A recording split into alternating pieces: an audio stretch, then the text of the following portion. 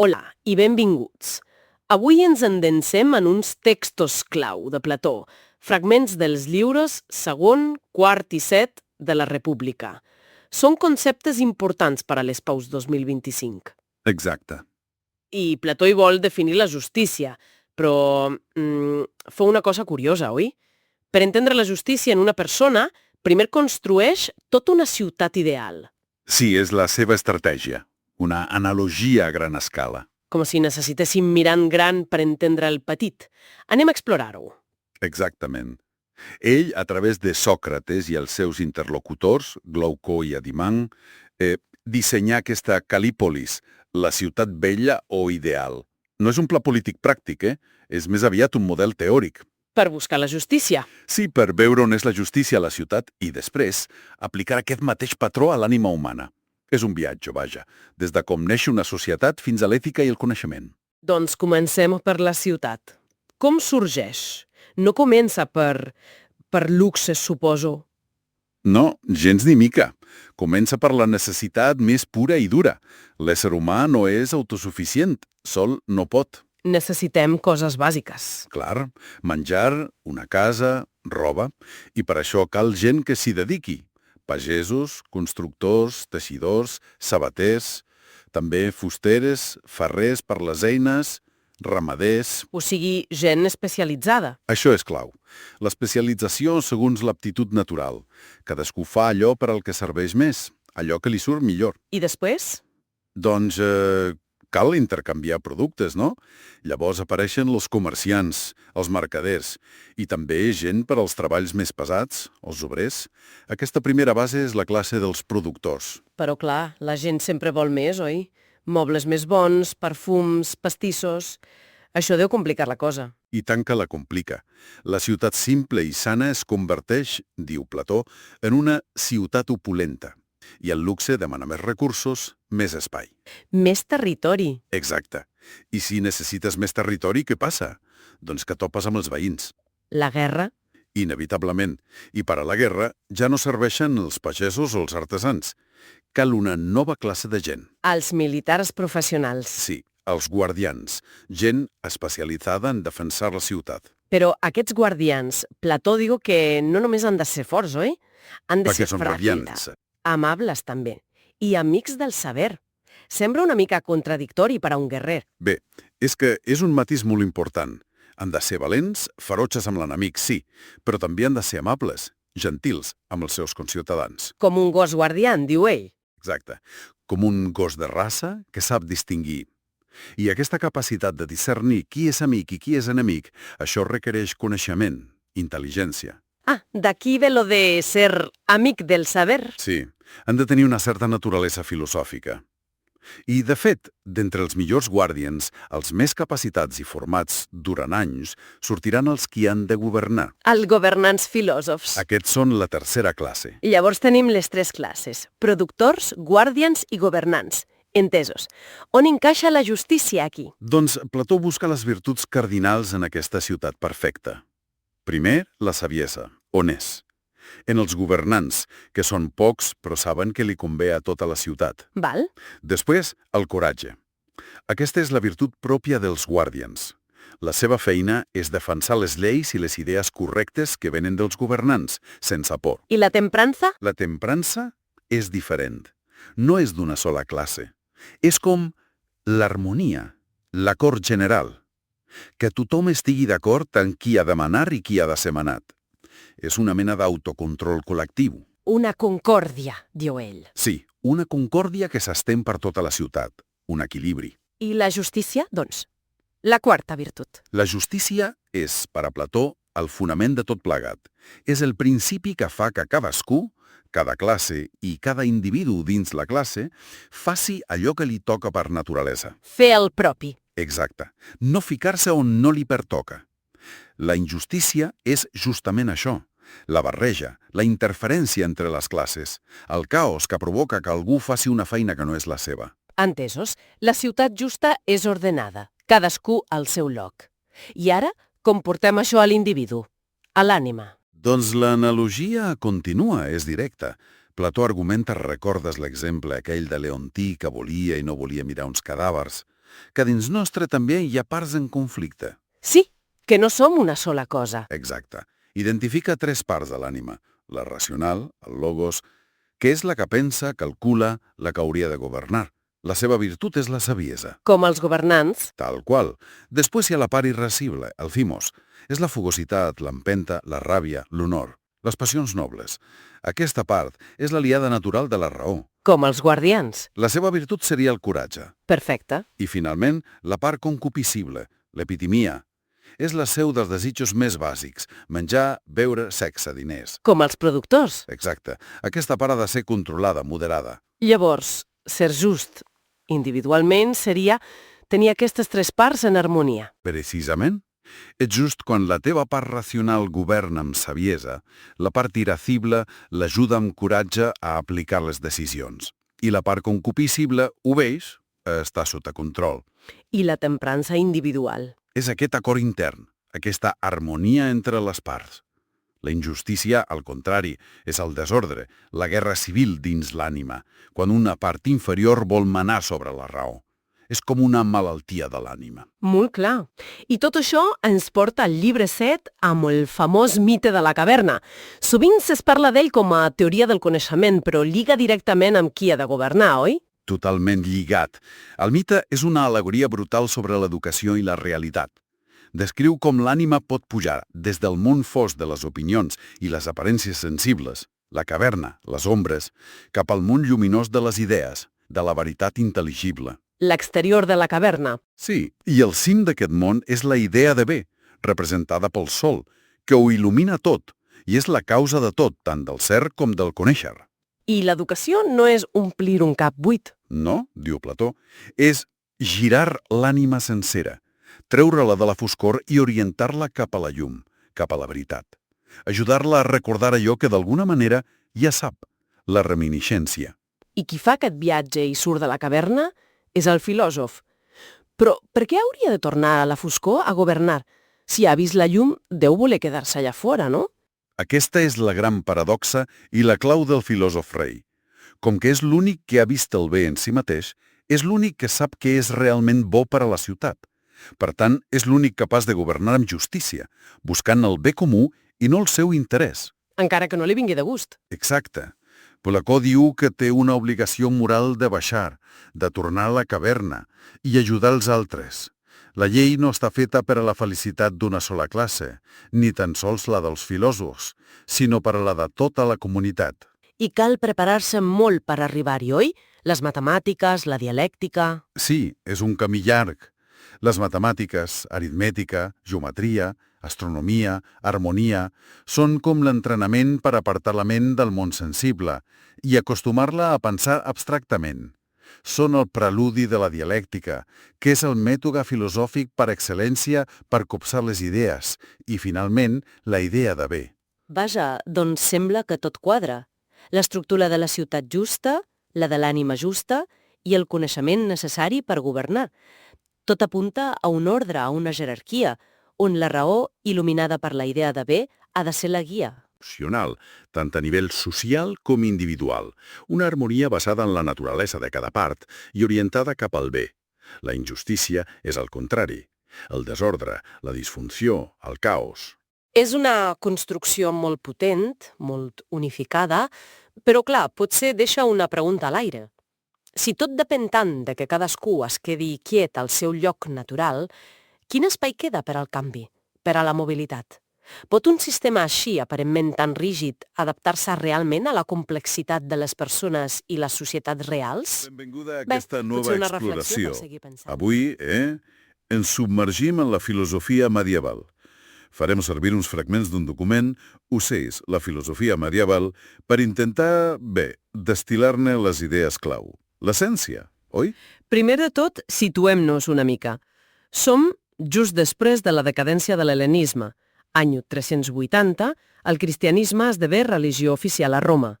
Després, al 395, l'imperi es trenca, Occident i Orient. I ja al 476 cau la part occidental. O sigui, que es creen zones culturals ben diferents, no? Occident cristià, Orient cristià. Exacte. I no podem oblidar que a partir del segle VII i VIII apareix amb força l'islam, que també tindrà un paper intel·lectual clau. D'acord. Amb aquest escenari, comença a bugir el pensament medieval. La filosofia que neix cap al segle V té una característica molt marcada. La relació íntima, constant, entre filosofia i religió. Raó i fe van juntes, però sovint s'entén que la fe mana, que està per sobre. Sí, totalment. La religió impregna tot, i això defineix els grans temes de debat. Per exemple, la relació raó-fe poden col·laborar? La raó pot justificar la fe? O són mons oposats? Clar. I un altre tema centralíssim, Déu. Se pot demostrar que existeix només amb la raó? Aquest és un gran debat. I després la qüestió dels universals. Què són conceptes com justícia, taula, ésser humà? Són només paraules a la nostra ment? O tenen una realitat pròpia? Exacte. Són idees a la ment divina, potser, o realitats externes, com pensava Plató. Aquí hi ha molta teca. I aquí és on entren les figures importants, no? Al món cristià tenim Agustí d'Hipona, molt platònic ell. Sí, que veu la fe il·luminant la raó. Més tard, Tomàs d'Aquino farà una síntesi impressionant amb Aristòtel. I al món islàmic, has mencionat la seva importància. Crucial. Figures com Avicena o Averrois recuperen Aristòtel, el comenten, el reinterpreten, i això influirà moltíssim a Occident quan aquests textos hi arribin. I aquí hi ha un punt clau, la transmissió dels textos antics. No va ser igual a tot arreu. Ah, no. No. A Occident, durant molt de temps, es perd bona part d'Aristòtel. Es coneixia més Plató a través de Sant Agustí, sobretot. En canvi, a Bizanci i especialment al món islàmic, conserven i tradueixen molt Aristòtel i també textos científics grecs. O sigui que tenien més eines filosòfiques, per dir-ho així. Clar, això condiciona molt el tipus de filosofia. A Occident, al principi, més platònica. A Orient i al món islàmic, un accés més directe a Aristòtel. Entès. I molts d'aquests filòsofs, sobretot a les universitats medievals, formen part del que anomenem escolàstica. Què era exactament aquest mètode? Com treballaven? Bé, l'escolàstica era un mètode molt estructurat, pensat per a l'ensenyament i la disputa intel·lectual. L'objectiu no era tant descobrir veritats noves, la veritat fonamental ja venia donada per la fe, sinó entendre-la millor amb la raó, sistematitzar-la. Harmonitzar fe i raó, doncs. Exactament. I la tècnica per excel·lència era el sic et non, el pro i contra. Com funcionava? Es plantejava una qüestió, una pregunta, qüestió. Després es recollien arguments a favor i en contra, citant autoritats, la Bíblia, filòsofs, pares de l'Església. Es discutien tots aquests arguments, analitzant-los al detall. I finalment el mestre donava la seva solució raonada, la determinatio. Molt metòdic, però aquest sistema tan rigorós va acabar sent criticat, oi? Per què? Sí, sobretot cap al final de l'edat mitjana. Se l'acusa de ser massa complex de vegades, de perdre's en subtileses que no portaven enlloc, arguments que semblaven jocs de paraules més que una cerca de la veritat pràctica. I en aquest context? Apareix Guillem d'Occam. Exacte. Occam critica aquesta complexitat. Amb la seva famosa navalla. Una crida a la simplicitat, no? Precisament, la navalla d'Occam és un principi metodològic. No multipliquis els ens sense necessitat. O sigui, si tens dues teories que expliquen el mateix fenomen igual de bé, queda't amb la més simple, la que necessiti menys entitats, menys suposicions. un principi d'economia mental, vaja. Sí, i ha tingut una influència brutal, No només en filosofia, sinó també en ciència. Encara s'usa avui. I en el tema dels universals, Occam és un defensor clar del nominalisme. Què vol dir això? Doncs que els conceptes generals, cavall, blancor, humanitat, no tenen existència real fora de la nostra ment. No existeixen en un món d'idees platònic ni com a forma dins les coses a l'estil aristotèlic. Res d'això, segons Occam. Són només noms, nòmina, signes mentals que fem servir per agrupar individus que s'assemblen. Coneixem directament les coses individuals i a partir d'aquí creem aquests conceptes. Però els conceptes són construccions mentals. Això connecta amb el seu principi d'immanència gnosiològica, oi? Que només coneixem els nostres continguts mentals. Exacte. El coneixement es queda dins i manet de la ment. No tenim un accés directe i transparent a una realitat externa independent dels nostres conceptes. Estem d'alguna manera limitats al nostre propi pensament. Bé, fem una mica de l'apràs. Ha estat una immersió intensa. Hem vist el context històric on sorgeix la filosofia medieval, el seu nucli, la relació raó-fe, els grans temes, Déu, fe, raó, els universals. Hem parlat de l'escolàstica com a mètode dominant per intentar harmonitzar-ho tot. I la crítica d'Occam, amb la navalla i el nominalisme, apostant per la simplicitat i l'anàlisi del coneixement des de la ment. Sí, i potser, com a reflexió final, és interessant veure com aquelles preguntes medievals sobre com sabem el que sabem o què són els conceptes que fem servir, encara tenen ressò avui. En un món ple d'informació, de teories, quins criteris fem servir per acceptar una explicació com a vàlida? Clar. La simplicitat que demanava Occam segueix sent una bona guia. O la complexitat del món actual demana altres eines? Bé, una pregunta avui per continuar. Ens submergim en la filosofia moderna. Un període, vaja, de canvis intel·lectuals brutals. I ens centrarem en una tensió clau. Ment versus sentits. O sigui, racionalisme contra empirisme. Tenim uns apunts sobre aquesta fractura filosòfica i la idea és destil·lar-ne el moll de l'os. Volem entendre com van intentar respondre a la gran pregunta. D'on surt el coneixement fiable? Per situar-nos una mica, pensem en el context. Veníem del Renaixement, que ja havia obert moltes preguntes. La imatge de l'univers, per exemple, havia fet un gir de 180 graus. L'heliocentrisme substituïa el geocentrisme. La ciència, amb figures com Galileu, confiava més en l'experiment, en les matemàtiques, la famosa matematització de la natura. I no només això, També la religió s'havia fragmentat amb Luther. Hi havia un rebuig a la filosofia anterior, l'escolàstica, que es veia massa complexa, potser massa lligada a la teologia. Tot això crea una sensació d'incertesa, oi? Si tot trontolla, on trobem una base segura? Que situem més o menys entre el 1600 i el 1800-1850, potser. Hi ha una cerca, gairebé diria, desesperada, de certesa. Volen per a la filosofia aquella solidesa que semblava que tenia la nova ciència. Llavors, l'objectiu principal passa a ser epistemologia, és a dir, com podem estar segurs del que sabem. I la inspiració, clar, ve de la revolució científica. Se fixen tant en el rigor de les mates com en la potència de l'observació de la física. I d'aquí, doncs, sorgeixen les dues grans respostes, els dos corrents principals. Per una banda, el racionalisme, més fort a l'Europa continental, Descartes, Spinoza, Leibniz. I per l'altra, l'empirisme, que arrela sobretot a les illes britàniques, Hobbes, Locke, Berkeley, Hume, noms coneguts. Aquí és on la cosa es posa interessant, podríem dir, perquè tot i que comparteixen l'objectiu, buscar la certesa, inspirar-se en la ciència, els camins que trien són radicalment diferents.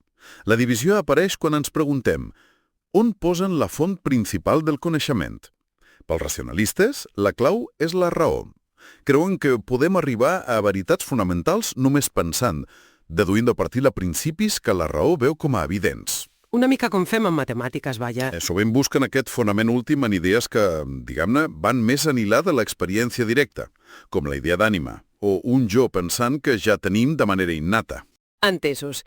Llavors, el racionalisme seria com dir la veritat és a dins teu, només cal raonar bé per trobar-la. Una aposta per la capacitat interna de la ment. Però els empiristes van per un altre cantó, oi? Totalment. Pels empiristes, el punt de partida, l'únic punt de partida vàlid, és l'experiència. Tot el que sabem, o pràcticament tot, ve del que captem amb els sentits, de l'observació del món. El seu model seria més aviat la física, les ciències naturals. La raó hi té un paper, és clar. Ordena, processa les dades dels sentits, però no pot crear coneixement del no-res, per dir-ho així. Rejecten buscar fonaments en conceptes metafísics que no puguem comprovar amb l'experiència. Pensem en Locke i la seva idea de la ment com una tàbula rasa, no? Una pissarra en blanc que s'omple amb el que vivim. Vaja, són dos enfocaments gairebé oposats, tot i néixer de la mateixa necessitat de certesa. Uns confien en la lògica interna Mhm. i les altres en l'observació externa. Llavors, quina és la implicació d'aquesta divisió, més enllà de la filosofia pura? Bé, la implicació és enorme. Arriba fins avui dia. Aquesta tensió entre, diguem-ne, la teoria i la dada, entre el model abstracte i l'evidència empírica. La veiem constantment en molts camps. El racionalisme ens recorda la importància de tenir estructures lògiques, conceptes clars. I l'empirisme ens alerta. Compte amb especular sense tenir una base en l'observació, en els fets. Clar, és un equilibri constant sempre. Exacte. I això ens porta potser a una reflexió final, una pregunta oberta. Com gestionem avui dia aquesta dualitat? En un món ple d'informació, dades empíriques a dojo, però també ple de teories, opinions, construccions més racionals. Com equilibrem la raó i l'experiència per formar les nostres creences, per prendre decisions? Potser la clau no és triar un bàndol, racionalisme o empirisme, sinó entendre quan i com necessitem tots dos enfocaments per navegar la complexitat del món actual. Avui fem Una una pregunta exploració, una anàlisi a fons d'un text clau. Les meditacions metafísiques de Descartes. Sí, un viatge filosòfic fascinant.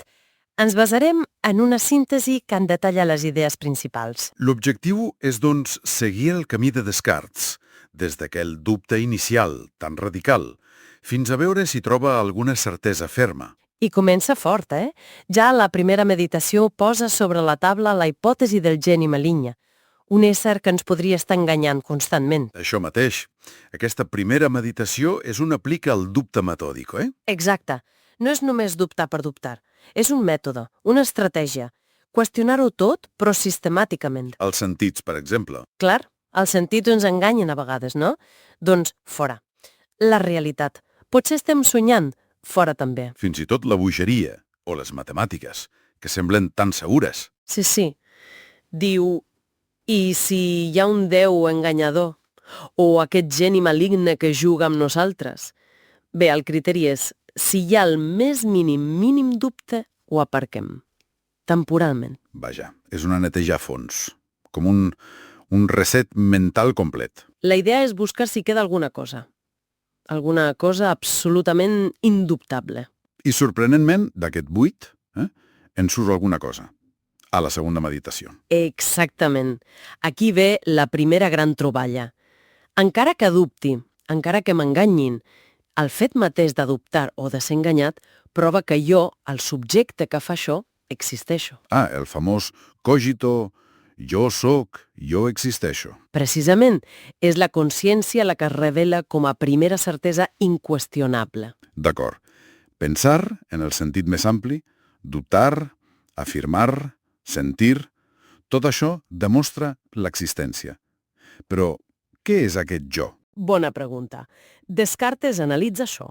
No pot ser només el cos, perquè l'existència del cos encara està en dubte, recordem. Clar, Llavors conclou, soc essencialment una cosa que pensa, una res cogitans. una substància pensant. Sí. I pensar inclou tot acte de consciència. Dubtar, entendre, voler, imaginar, sentir. I l'exemple de la cera, que utilitza? Sí, és molt il·lustratiu. La cera canvia totalment d'aspecte, olor, color, forma, quan s'escalfa. Els sentits ens donen informació contradictòria. Però sabem que és la mateixa cera. Exacte. Però no ho sabem pels sentits, sinó per l'enteniment, que capta la seva essència, quelcom extens, flexible, mudable. Ara bé, diu Descartes, fins i tot aquesta comprensió intel·lectual de la cera És menys certa que la certesa de la meva pròpia existència mentre penso en la cera. justament.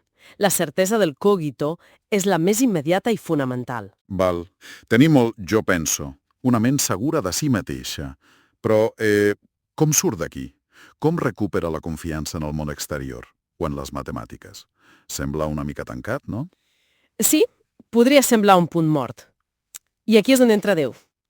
A les meditacions tercera i cinquena. És crucial. Com argumenta la seva existència? Bé, primer, a la tercera diu jo sóc un ésser finit i imperfecte, però tinc en mi la idea d'un ésser infinit i perfectíssim, Déu. Aquesta idea, argumenta, no pot venir de mi mateix, que sóc imperfecte. Llavors, Llavors ha de venir d'un ésser que realment possegeix aquestes perfeccions. O sigui, Déu existeix. És una prova, diguem-ne, a posteriori, basada en la idea que tinc. I a la cinquena hi ha un altre argument, oi? L'ontològic. Sí, l'argument ontològic. És diferent. Parteix de la idea mateixa de Déu com a ésser sumament perfecte. Argumenta que l'existència és una perfecció. Per tant, un ésser sumament perfecte ha d'existir necessàriament igual que un triangle necessàriament té 3 angles.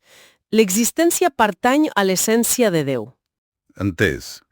I aquest Déu no és només una conclusió teològica, sinó que té un paper clau en el seu sistema de coneixement? Fonamental. Si Déu és perfecte, és verace. No pot ser enganyador.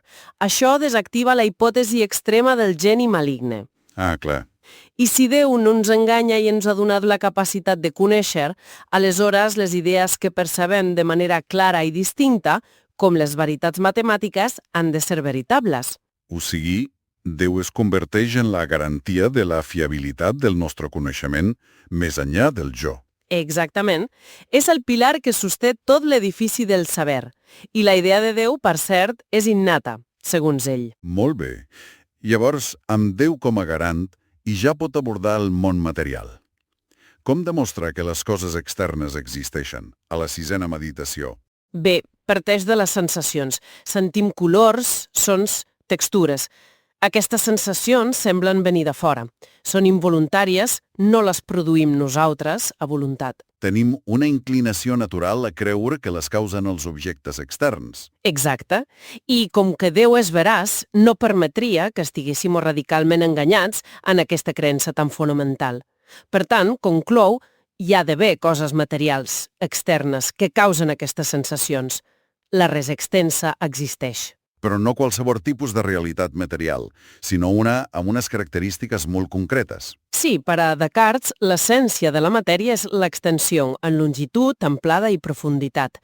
Les propietats matemaritzables, figura, mida, moviment. Això és el que podem conèixer clarament i distintament dels cossos. I les qualitats com el color, l'olor, el so. Són qualitats secundàries, més confuses, subjectives, depenen de la nostra interacció amb els cossos. No pertanyen a l'essència de la matèria com a tal. I això ens porta al famós dualisme cartesià. Precisament, una separació radical entre dues substàncies. La res cogitans, el pensament, la ment, l'ànima, que és lliure i indivisible, i la res extensa, la matèria, el cos, que és extens, divisible i subjecte a les lleis mecàniques. I l'ésser humà com una unió d'aquestes dues realitats tan diferents? Sí, una unió íntima però problemàtica, que ha generat molt de debat posteriorment. Resumint, un viatge intel·lectual impressionant. Comença dubtant de tot, troba la primera roca en el jo penso, necessita Déu com a garant de la veritat i finalment recupera el món material, però entès d'una manera molt específica. Exactament. I les conseqüències d'aquest plantejament arriben fins avui. El problema menys-cos, la relació entre llibertat i determinisme, són temes que encara ens ocupen, en gran part heredats d'aquesta visió dualista. Clar. I per acabar, potser una pregunta que ens deixa el propi Descartes gairebé sense voler. Si tot l'edifici del coneixement del món i de les veritats eternes depèn, al final, d'haver demostrat l'existència d'un Déu bo i no enganyador. Què passa si aquest pilar, la demostració de Déu, falla o es posa en dubte? Exacte. Què queda dempeus de tot el sistema? Una qüestió potent, sens dubte. Benvinguts a aquesta anàlisi. Avui ens capbussem en les idees clau d'un text fonamental, el resum que David Hume va fer del seu Tractat de la naturalesa humana. Exacte. Una obra que va marcar un abans i un després en com entenem el coneixement. L'objectiu és clar, destil·lar el moll de l'os d'aquest pensador empirista tan radical. Sí, Hume volia que les seves idees arribessin. Ell s'emmarca en l'empirisme britànic, clar. Locke, Berkeley... Això és. Tot coneixement ve dels sentits, de l'experiència. Res a veure amb el racionalisme continental, que confiava molt més en la raó pura, de vegades massa especulativa per a Hume. Doncs vinga, desempaquetem com veia Hume la nostra ment.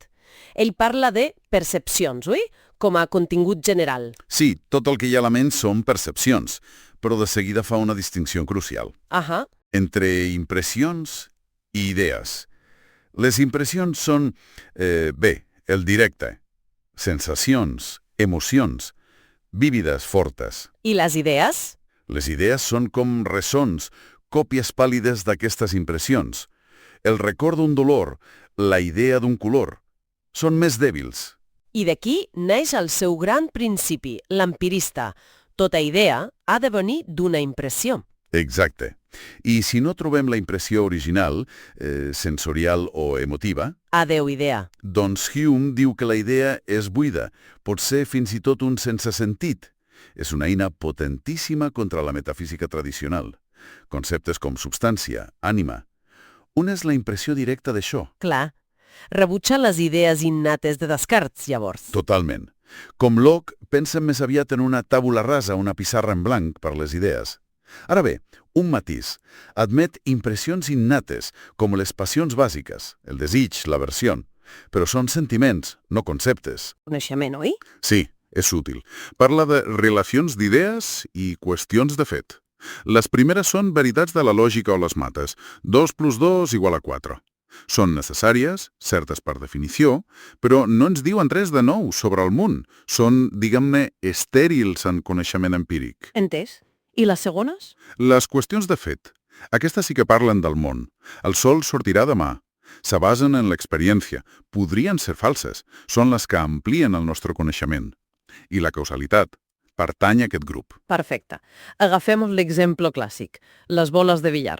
Veiem una bola blanca que colpeja la vermella i la vermella es mou. Què observem realment? Bé, Hume diu que observem 3 coses. Primer, contigüitat. Les boles es toquen, en espai i temps. D'acord? Segon, prioritat temporal. La blanca es mou abans que la vermella. Lògic. I tercer, conjunció constant. Hem vist moltes vegades que quan passa això, passa allò altre. Sempre que una bola aixina colpeja una altra, l'altra es mou. Fins aquí, tot observacional. Però, i la connexió? La força. Que la blanca fa moure la vermella. Aquesta és la qüestió. On és la impressió d'aquesta connexió necessària?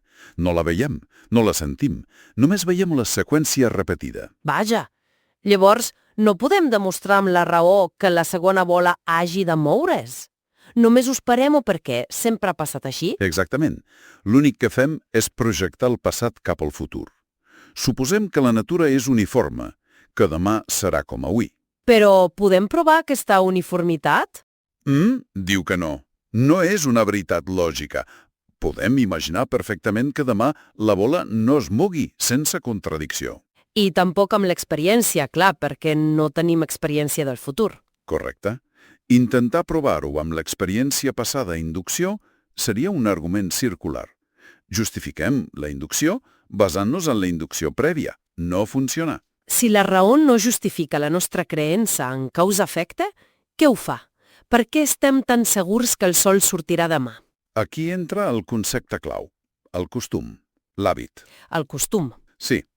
De tant veure A seguit de B, la nostra ment crea un hàbit, una expectativa. Quan veiem A, automàticament, esperem B. És el costum, diu Hume, la gran guia de la vida humana, no la raó. Interessant. I la creença en si, quan creiem que la bola es mourà, és diferent de simplement imaginar-ho. Molt bona pregunta.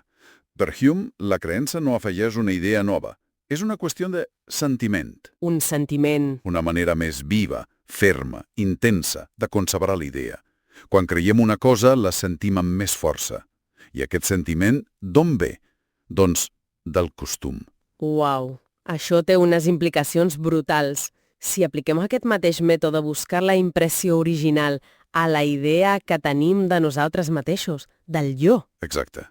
Què passa? Doncs que no trobem cap impressió constant invariable del jo. Com? Si introspeccionem, què trobem? Un flux de pensaments, sensacions, emocions, records, sempre canviant. No hi ha un espectador permanent darrere. Llavors el jo? No és una substància, una ànima immutable. És, diu Hume, un feix, o aglomeració, un bundle, d'aquestes percepcions que canvien constantment. La ment, per costum, les agrupa i els dona un nom. Com fem amb un préssec. No veiem la substància préssec, sinó un conjunt de qualitats. Color, textura, gust, que associem. Tot això sembla portar a un escepticisme força radical, no? Si ni tan sols el jo és sòlid.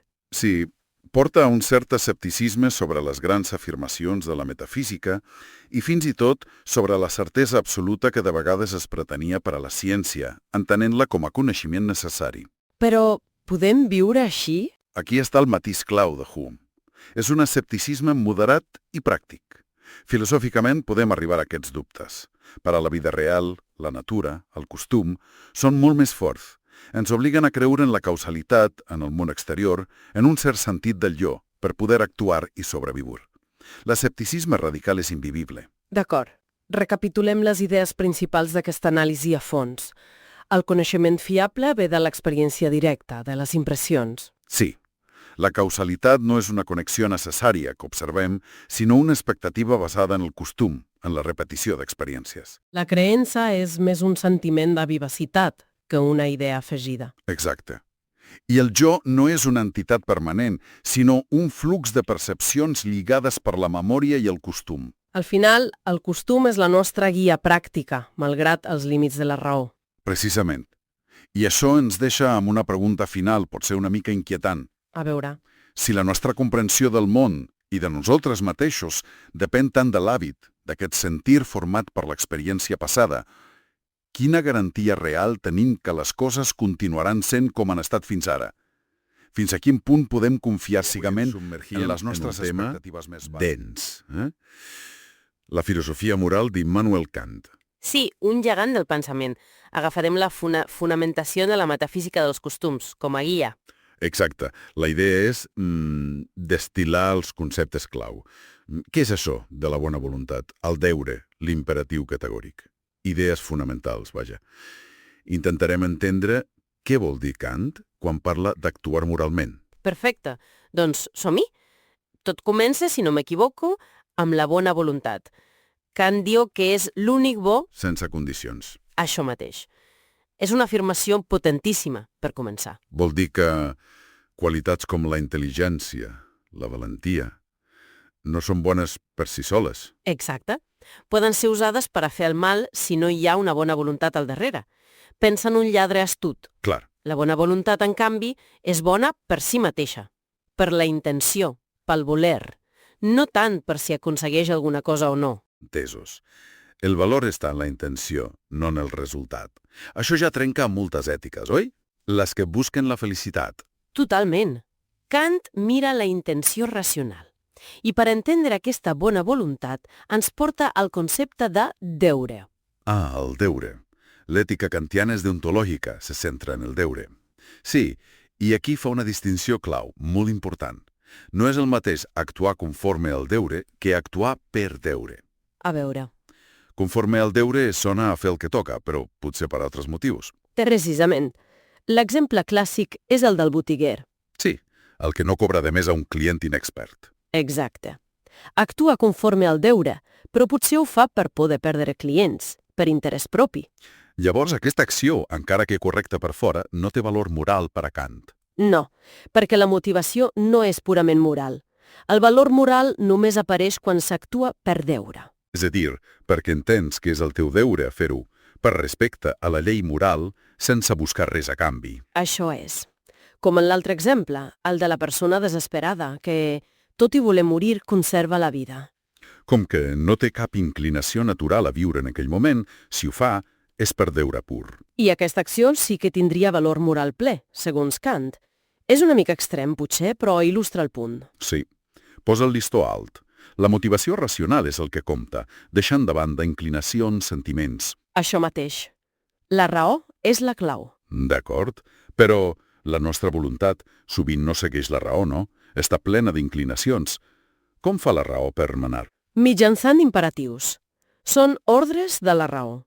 Kant en distingueix dos tipus. Els hipotètics i el categòric, sí.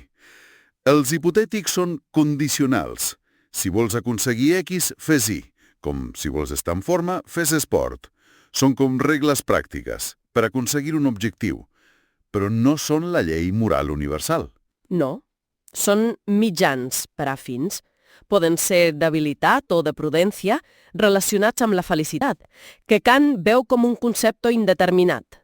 Llavors, l'important és l'imperatiu categòric. Aquest mana sense condicions. Exacte. Mana una acció com a bona en si mateixa.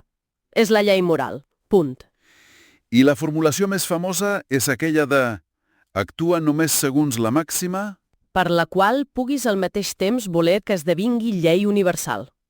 El test d'universalització. És a dir, abans d'actuar, pensa. I si tothom fes el mateix que jo faré ara, seguint el mateix principi? Això, la teva màxima, el teu principi subjectiu, ha de poder valer per a tothom sense contradir-se. Com l'exemple de la falsa promesa. Si la màxima fos prometré sense intenció de complir quan em convengui. Si tothom fes això, la idea mateixa de promesa es destruiria. Ningú confiaria en ningú. No es pot universalitzar. Clar, és contradictori. Això revela el deure de no fer promeses falses. Un altre cas, la màxima de no ajudar mai ningú. Podríem imaginar un món així, però podríem voler racionalment viure-hi? Difícil, perquè tard o d'hora podríem necessitar ajuda nosaltres mateixos. La nostra voluntat entraria en conflicte. Exacte. Això fonamenta el deure, pot ser més ampli, d'ajudar els altres. Entesos. El test de la universalització és potent, però què hi ha al darrere? Què li dona autoritat a aquesta llei de la raó? Bona pregunta. El fonament últim, per Kant, és el valor intrínsec de l'ésser racional, la persona. L'ésser humà com a fi en si mateix. Sí, a diferència de les coses, que són mitjans amb un valor relatiu, les persones tenen dignitat, un valor absolut. No són instruments. I això ens porta a l'altra gran formulació de l'imperatiu, no? Actua de tal manera que tractis la humanitat, tant en la teva persona com en la de qualsevol altre, sempre com a fi, mai simplement com a mitjà. És una crida al respecte absolut per cada individu. No podem usar les persones. Aquesta és la idea central. Llavors, per recapitular una mica, moralitat kantiana és intenció racional, actuar per deure, seguint una llei universal, l'imperatiu categòric, que la nostra pròpia raó descobreix. I tot basat en el valor absolut de la persona, com a fi en si mateixa, sense buscar felicitat ni mirar conseqüències. És una visió molt coherent, però també molt exigent. I ens deixa amb una pregunta interessant per pensar-hi. Sí. Si ens prenem seriosament això d'universalitzar les màximes i tractar sempre la humanitat com un fi, com canviaria la nostra avaluació de les accions quotidianes, les nostres i les dels altres? Quines inclinacions, quins interessos hauríem de deixar de banda més sovint per actuar realment per Déu?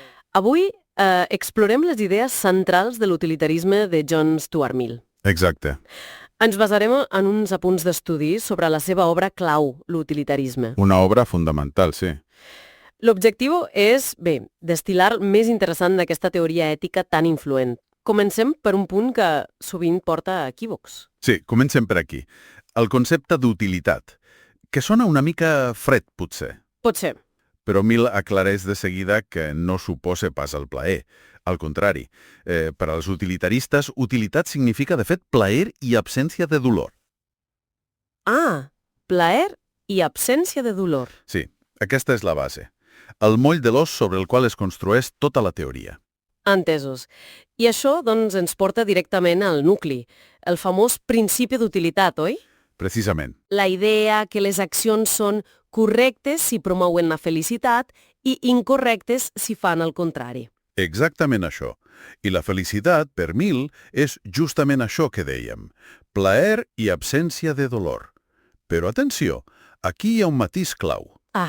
No és només la felicitat pròpia, la de l'individu, sinó la del major nombre possible de persones.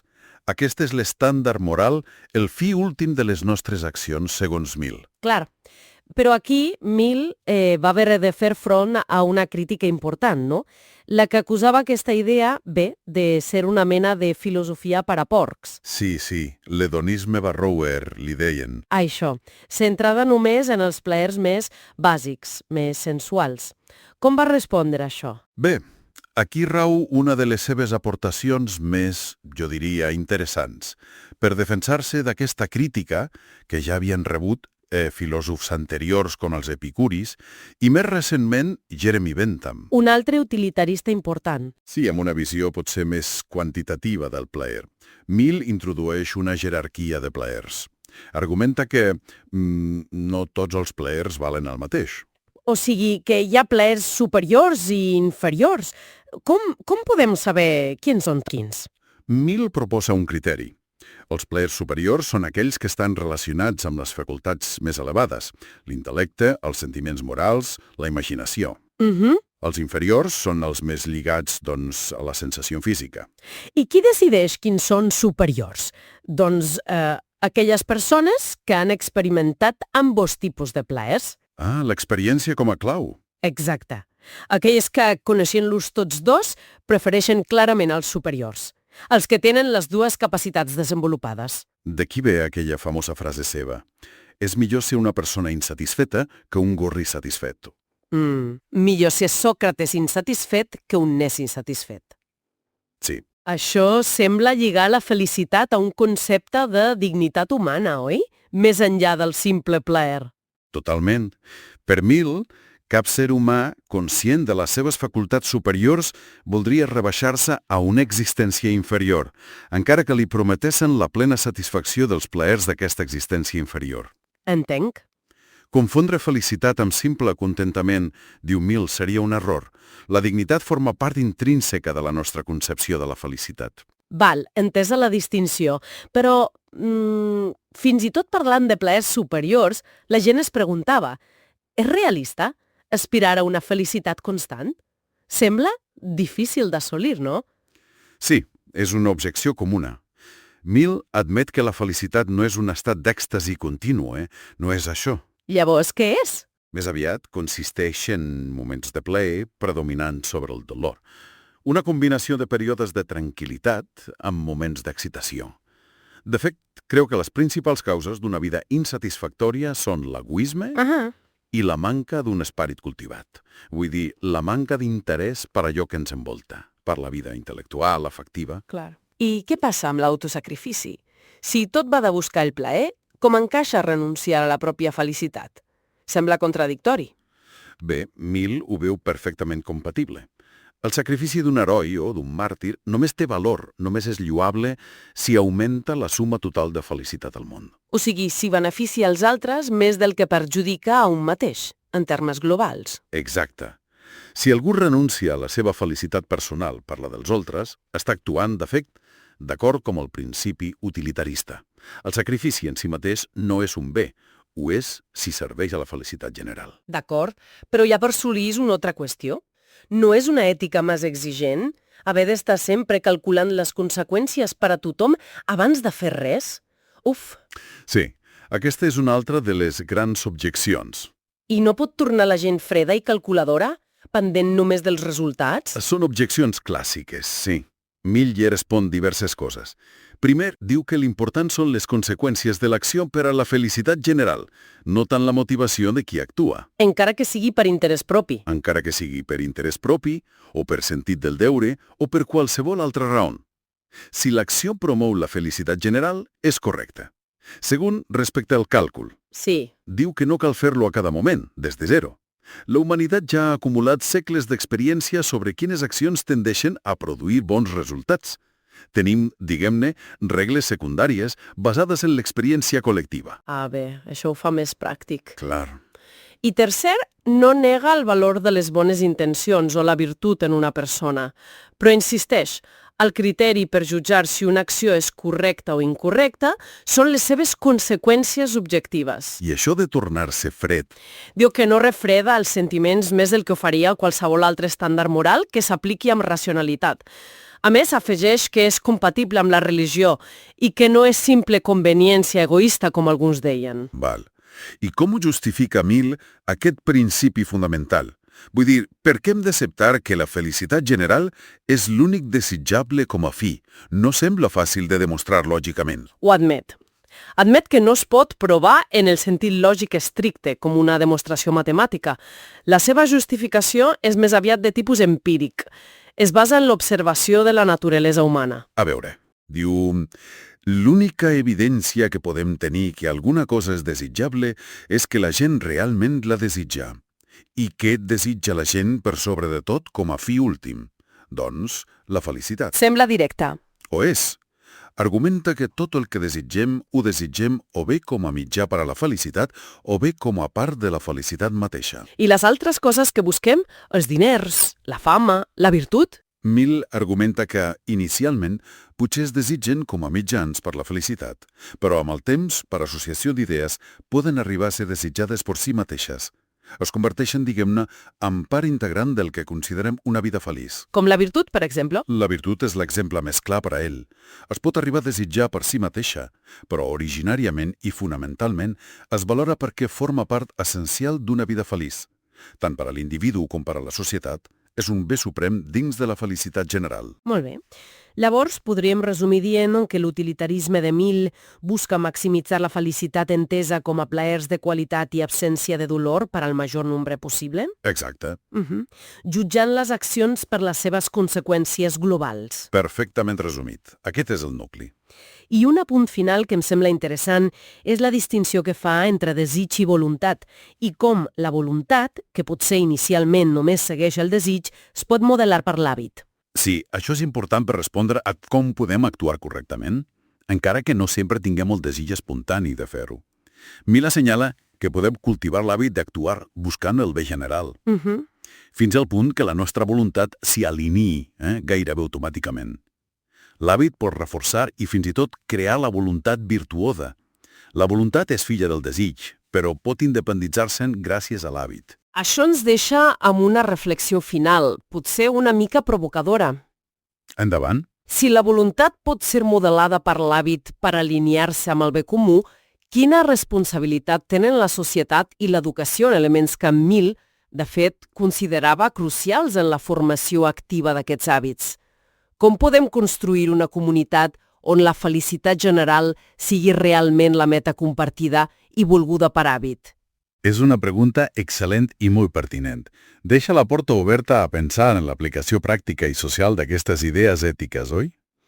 La responsabilitat col·lectiva en cultivar la virtut. Exacte. Un bon Avui punt per ens continuar submergim reflexionant. En el món de Friedrich Nietzsche. Hola, un pensador que no deixa indiferent, Gens ni mica. Explorarem idees clau d'obres com Sobre veritat i mentida, La gaia ciència, així parlar Zaratustra i La genealogia de la moral. L'objectiu és intentar destil·lar una mica els seus pensaments més provocadors sobre el coneixement, la veritat, la moral occidental. Exacte. La nostra missió, vaja. Preparat? Comencem? Som-hi. Nietzsche ens llança un desafiament, directe. Sí, sí. Posa en dubte fundaments que, ostres, hem donat per fets durant segles. Idees sobre com entenem el món i a nosaltres mateixos. Anem a veure com ho fa.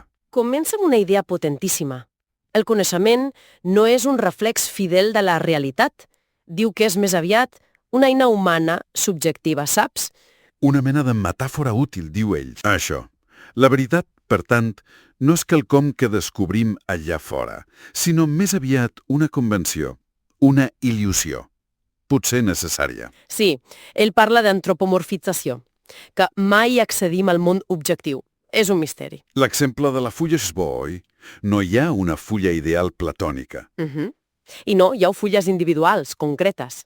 I nosaltres creem el concepte després. Refuta Plató aquí, clar. I això on ens porta? Doncs el seu concepte de perspectivisme.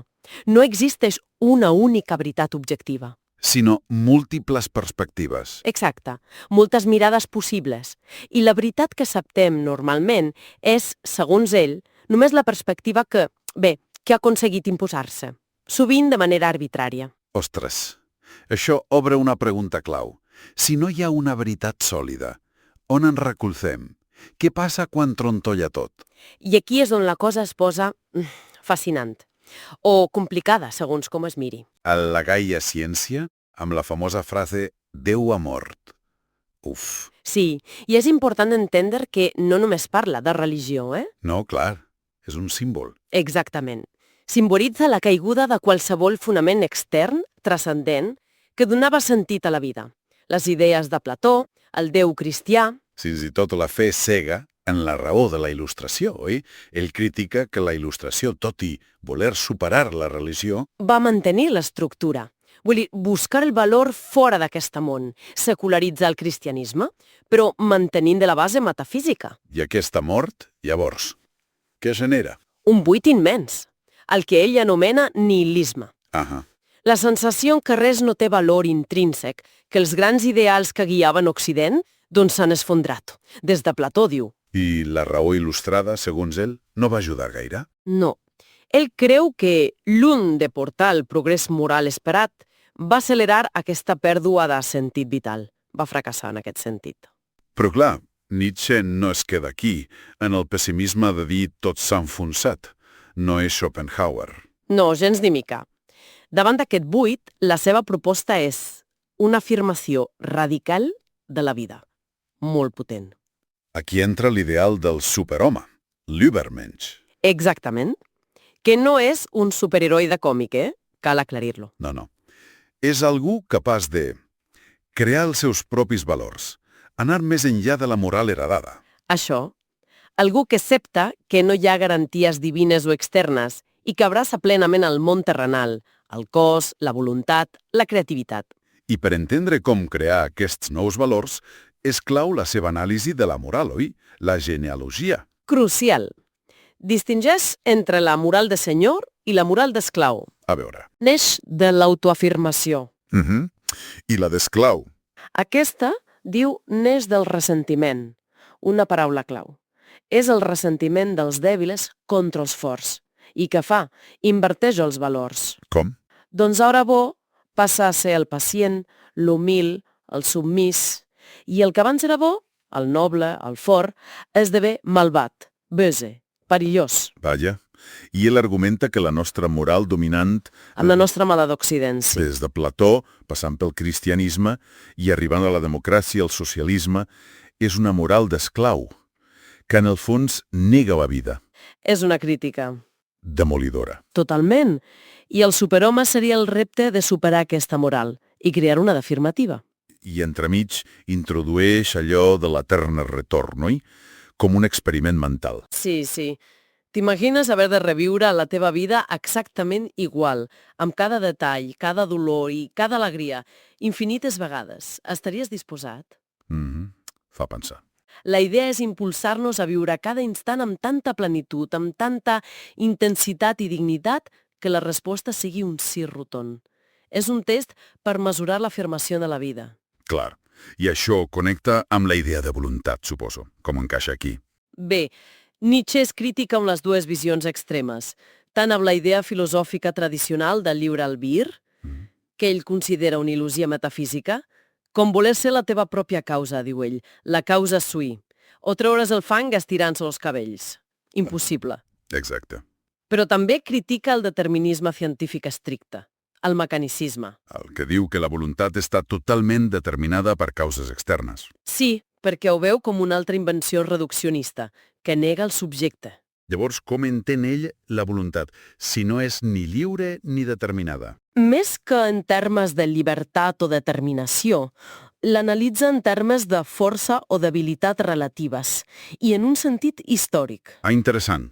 Considera que tota la filosofia postsocràtica, tota la metafísica occidental, mostra una voluntat més dèbil en comparació amb la força vital dels grecs presocràtics, per exemple. Però dins d'aquesta tradició dèbil hi ha matisos. Sí, clar, hi ha gradacions.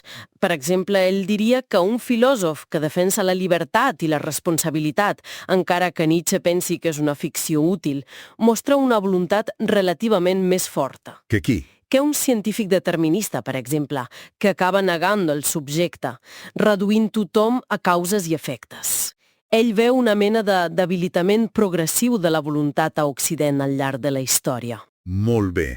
Llavors, resumint una mica tot plegat, hem vist com Nietzsche dinamita conceptes arrelats com veritat i coneixement. Sí. Després diagnostica l'amor de Déu i el nihilisme com a conseqüència d'aquesta història occidental, basada en una moral que ell veu com a naixuda del ressentiment. La moral d'esclau. Això. I proposa una sortida radical, afirmar la vida, crear nous valors. Encarnats en la figura del superhome i posats a prova per l'experiment de l'etern retorn. Exactament. La seva crítica profunda a una moral que nega la vida i la seva crida a la transvaloració, és a dir, a crear nous valors que abracen i afirmin la vida, continuen sent, profundament provocadores avui dia. Sens dubte. I això ens deixa amb una pregunta important que ressona molt ara, crec jo. En un món on els vells encoratges morals, els referents de sentit, semblen dissoldre's. Quina responsabilitat tenim nosaltres? Com podem forjar nous significats? I com podem afirmar la vida, amb tota la seva complexitat, amb el patiment inclòs? Sense caure en les formes de negació que ell va criticar tan vehementment.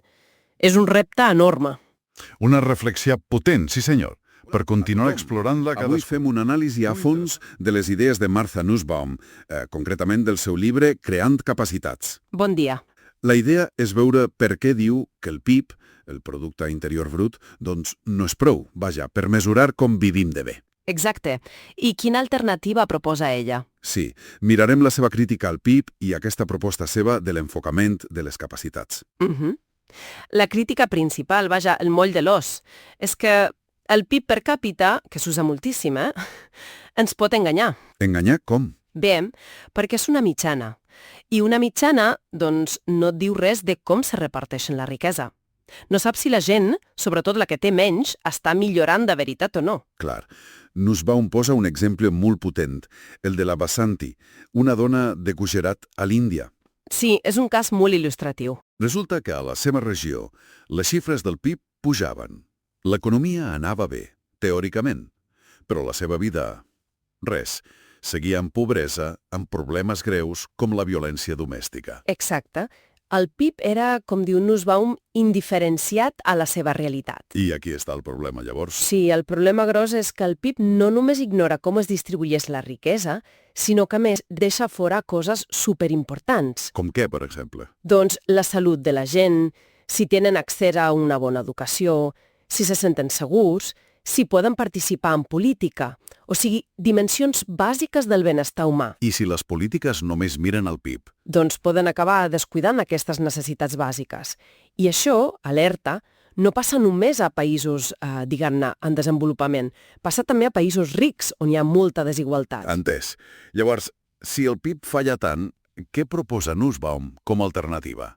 Quin és el camí? Bé, ella posa sobre la taula el que anomena l'enfocament de les capacitats. És un canvi de xip, total. Un canvi de xip. Sí. La pregunta important ja no és quants diners té la gent, sinó què pot fer i ser realment la gent. El focus es posa en les oportunitats reals, en les llibertats, diguem-ne, substancials per viure la vida que cadascú valora. Oportunitats reals? Les capacitats, llavors? Això que deies de tenir bona salut, poder estudiar, la integritat física, poder relacionar-se, tenir control de l'entorn. Crec que parla d'una llista, oi? Unes 10 capacitats bàsiques? Precisament. Aquestes són les capacitats. I aquí fa una distinció clau, molt important. Ah, sí? Quina? Entre capacitats i funcionaments. Les capacitats són les oportunitats, la llibertat de triar. Els funcionaments són, el que fa realment, el resultat. L'exemple d'Amartya Sen és boníssim per entendre-ho. El del dejuni? Sí. Una persona que dejuna voluntàriament i una que passa fam perquè no té menjar. El funcionament és el mateix. No mengen. Però la primera té la capacitat de menjar si volgués. Té l'opció. La segona no. Clar, claríssim. Això té implicacions fortes per a les polítiques públiques, no? Totalment. Vol dir que l'objectiu hauria de ser ampliar les capacitats de la gent, les seves opcions reals, no pas obligar-los a fer certes coses o a tenir certs resultats. Es tracta de respectar la seva autonomia. Tornant a la Basanti, el més important seria donar-li la capacitat, l'oportunitat real de sortir d'aquella situació de violència o de tenir independència econòmica, no forçar-la a fer una cosa concreta. Exactament. Aquest enfocament, a més, li serveix a Nussbaum per criticar altres teories. Com l'utilitarisme. Sí, per exemple, l'utilitarisme busca maximitzar la felicitat general, però té un problema amb el que s'anomenen preferències adaptatives. Gent com la Basanti al principi potser ni s'adona o no expressa que la seva situació és injusta, perquè s'hi ha acostumat, s'hi ha adaptat. L'enfocament de les capacitats, en canvi, mira les oportunitats objectives, no només què sent o diu la gent. I també critica els enfocaments que només miren els recursos, els diners. Per què? Perquè tenir diners no sempre vol dir que puguis fer coses. Depèn de molts factors. Si hi ha discriminacions, si tens alguna discapacitat, necessitats especials... Els recursos no es converteixen automàticament en capacitats igual per a tothom. El que sembla clar és que aquest enfocament posa la dignitat de cada persona i les seves oportunitats reals al centre de tot. Va directe a les injustícies estructurals, no? Ja sigui per gènere, discapacitat, classe... Exacte. I en tot aquest esquema, l'educació. L'educació juga un paper fonamental. Per què és tan important? Nussbaum l'anomena un funcionament fèrtil, perquè tenir educació t'ajuda a desenvolupar moltíssimes altres capacitats. Com quines? Doncs les laborals, clar, però també les polítiques per participar, entendre, les socials per relacionar-te. És com una clau mestra. El cas de Basanti ho demostra, oi? L'educació li va canviar la vida, li va obrir portes. Totalment. I a l'Índia mateix hi ha hagut un moviment per reconèixer l'educació com un dret bàsic, lligat a la dignitat. Fins i tot als Estats Units, on no està la Constitució Federal, hi ha sentències importants com una que es diu Plyler contra Doe. Ah, sí? Què diu? Doncs que negar l'educació bàsica a certs nens pot crear com discapacitats duradores i va contra una certa idea d'igualtat d'oportunitats. Subratlla la seva importància crucial. És interessant. Ann Nussbaum insisteix que no parlem només d'aprendre a llegir i escriure o habilitats tècniques. L'educació ha d'anar més enllà. Què hauria de fomentar, doncs? El pensament crític, l'empatia, la capacitat de posar-se al lloc de l'altre, imaginar com és la vida des d'altres perspectives. Són habilitats clau per ser un ciutadà responsable en una democràcia. I per això defensa que sigui obligatòria per als nens. Sí, en part, per preparar-los perquè de grans puguin exercir totes les seves capacitats plenament.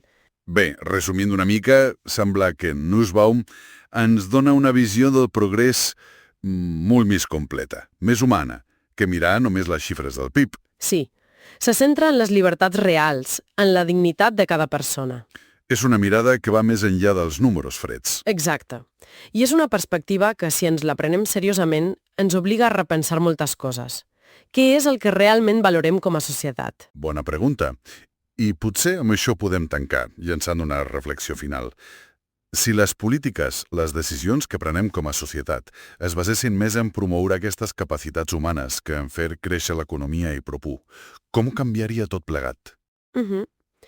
I de totes aquestes capacitats que proposa Nussbaum, salut, educació, integritat, afiliació, etc., quina us sembla que està més desatesada o oblidada avui dia, aquí on vivim?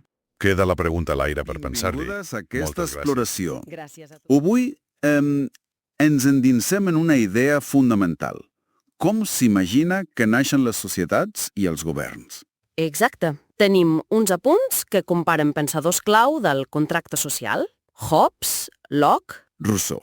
i també la perspectiva més recent de Rawls. Això mateix.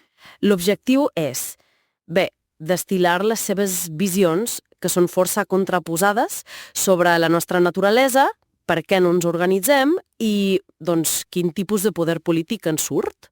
Anem a veure-ho? Sí, ens fixarem en 3 punts clau per als clàssics.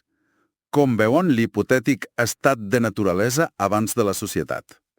Quin pacte proposen per sortir-ne i quin tipus d'estat o govern defensen?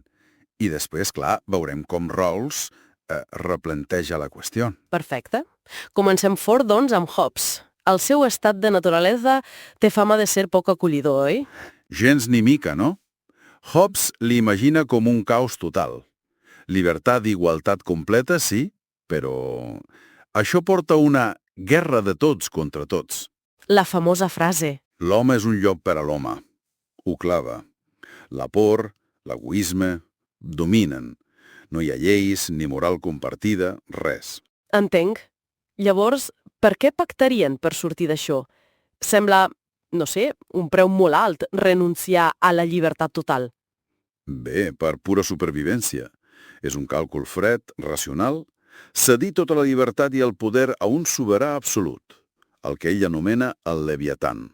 El Leviatan, El Leviatan, sí. a canvi de seguretat i ordre. Renuncien a tot per no morir de forma violenta, bàsicament. El resultat és un estat absolutista. L'obediència ha de ser gairebé total. Renunciar a tota la llibertat? Uf, és una visió dura. Però Locke, si no m'equivoco, ho veia diferent, oi? Molt diferent, sí. Per a Locke, l'estat de naturalesa també té llibertat i igualtat, però no és un caos. Està guiat per la llei natural. Una llei que ja existeix? Sí, que la raó ens revela. Ningú ha de danyar la vida, la salut, la llibertat o les possessions d'un altre. Ja den drets naturals abans de la societat. El conflicte, diu ell, només sorgeix quan algú viola aquesta llei i no hi ha un jutge imparcial per resoldre-ho. Clar. I el pacte, llavors, no és una rendició total com amb Hobbes. No, gens ni mica. Aquí es cedeix només el poder necessari per crear lleis i executar-les. I és de forma provisional, a un govern que representa la majoria. Ah, provisional. Això és clau. Exacte. La gran diferència és que el govern té una funció molt clara. Protegir els drets naturals. I si no ho fa? El poble té dret a la insurrecció, el dret a rebel·lió. Això fonamenta l'estat liberal, la democràcia representativa, no? Sí, exactament. De fet, aquesta tensió que descriu Locke entre els drets individuals i el poder de l'estat és justament el que veiem avui en debats sobre privacitat, seguretat. És veritat. Continua sent molt actual. I Rousseau? Sembla que ell parteix d'una idea gairebé oposada sobre la naturalesa humana. Sí, sí. Rousseau idealitza bastant l'estat de naturalesa original. El bon salvatge, diu. El bon salvatge. Viu en pau, llibertat, harmonia. Sense propietat privada, sense grans desigualtats. És la civilització, diu ell, i sobretot la propietat, el que corromp i crea conflictes. Llavors, el seu pacte intenta recuperar aquella innocència perduda o...? Intenta recrear les condicions d'igualtat i llibertat, però en un nou marc social. Els individus cedeixen la seva llibertat natural no a un rei ni a uns representants, sinó a la comunitat sencera. Se sotmeten al que ell anomena la voluntat general. La voluntat general. Això què és, exactament? La voluntat de la majoria? No ben bé. No és la simple suma de voluntats individuals. És allò que objectivament és millor per al bé comú. I això, segons Rousseau, requereix la participació activa de tothom. Una democràcia directa. Democràcia directa. Però aquesta idea de voluntat general no podria ser perillosa? Vull dir, no podria justificar que la majoria acabi oprimint les minories o els qui pensen diferent tot en nom del bé comú? És una crítica que se li fa sovint. És un risc, sí, s'ha assenyalat molt. Rousseau confiava que una ciutadania virtuosa i una bona deliberació evitarien això. Però, bé, la protecció de les dissidències és un punt complex en el seu model, certament. Clar, ens queda Rawls, ja al segle XX. Què aporta el seu neocontractualisme? Canvia l'enfoc, a més, Sí. Rawls canvia el focus totalment. No especula sobre un estat de naturalesa perdut en el temps. Ell parteix de les societats democràtiques que ja tenim i es pregunta quins principis de justícia hauríem d'acordar per organitzar-la? Una pregunta diferent. I per respondre-la proposa un experiment mental molt interessant. El vel de l'ignorància. El vel de l'ignorància sona misteriós. Com funciona això? Doncs imagina que has de decidir les regles bàsiques de la societat, les lleis fonamentals, però sense saber quina posició hi ocuparàs tu. Com? Sense saber si seré... Exacte. Si seràs ric o pobre o maudona, si pertanyeràs a una majoria o a una minoria ètnica, religiosa, res. Com que no saps on cauràs, diu Rawls, per pura prudència racional escolliràs principis que siguin justos per a tothom. Clar, per si de cas. Per si de cas et toca la pitjor part, llavors triaràs principis que protegeixin especialment els més desfavorits. L'objectiu és trobar principis de justícia que siguin realment imparcials, més enllà del que digui la majoria en un moment donat. És potent com a exercici mental. Sí. Llavors, recapitulant una mica, Hobbes busca ordre absolut per fugir del caos primordial. Això. Locke, un govern limitat que protegeixi drets amb el dret a rebel·lió com a garantia. Rousseau, la democràcia directa basada en la voluntat general, buscant el bé comú. Sí. I Rawls, finalment, ens fa pensar en principis de justícia acordats des d'una posició d'imparcialitat forçada per aquest vel. Exactament. I el més fascinant és veure com aquestes idees, que poden semblar molt teòriques, continuen ben vives. Sí. En què ho veiem? Doncs, mira, informen debats constants sobre quanta llibertat individual estem disposats a cedir per tenir més seguretat o benestar col·lectiu. Quin paper ha de tenir l'Estat en la redistribució de la riquesa? O com ens assegurem que les nostres democràcies siguin realment justes per a tothom i no només per a les majories? Entenc. Entendre aquests marcs, Hobbes, Locke, Rousseau, Rawls, ens dona eines per analitzar críticament el món on vivim, les estructures socials i polítiques. Ens deixes amb una reflexió important. En la nostra societat, que és complexa i canvia constantment, quin és l'equilibri just entre la llibertat de cadascú i la seguretat o la justícia per a tothom? Hi ha una fórmula perfecta o és més aviat una negociació constant? Una cosa que hem d'anar recalibrant. Bona pregunta per continuar pensant-hi.